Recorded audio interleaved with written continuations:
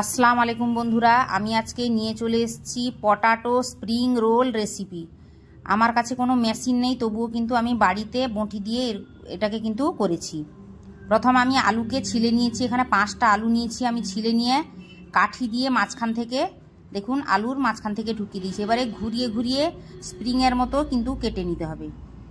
এটাকে কিন্তু সোজাসুজি কাটা যাবে না, কেটে দিলে কিন্তু খুলে যাবে আলুটা ভাজার সময়। এরকম ঘুরিয়ে ঘুরিয়ে একটু পাশিয়ে কাটতে হবে। দেখুন কত সুন্দর স্প্রিং, একদম স্প্রিংয়ের মতো কাটা হয়ে গেছে। এবার এটাকে আমি ভালো করে ধুয়ে জল ঝরিয়ে নিয়েছি।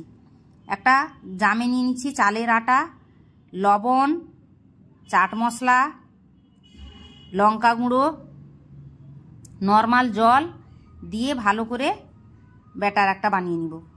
একদম গাঢ় গাঢ় মতো কিন্তু ব্যাটারটা বানাতে হবে। এবার নিয়ে নিচ্ছি অল্প একটু ফুড কালার। ফুড কালারটা দিলে কিন্তু দেখতে সুন্দর লাগবে। এবারে দেখুন আমি ব্যাটার বানিয়েছি, ব্যাটারটা একটু গাঢ় করতে হবে।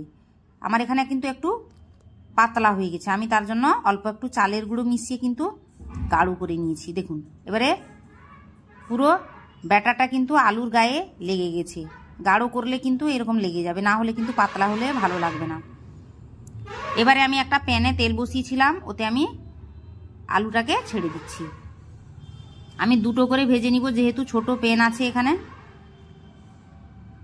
দেখুন দুটো আমি দিয়ে দিলাম। এবারে একটা সাইড হয়ে গেছে, আমি উল্টে নিচ্ছি। অবশ্যই রেসিপিটা ট্রাই করবেন, এটা খুবই ইজি পদ্ধতি। শুধু যে মেশিন ছাড়া যে করা যাবে না তা নয়, বিনা মেশিনেও কিন্তু করা যাবে। ঘরের কিন্তু বঁটি বা ছুরি দিয়ে এটাকে এরকমভাবে কেটে নিয়ে করা যাবে।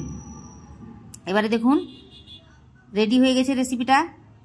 অবশ্যই রেসিপিটা ট্রাই করবেন, এটা বাচ্চা থেকে বড় কিন্তু সবাই কিন্তু পছন্দ করবে এই রেসিপিটা।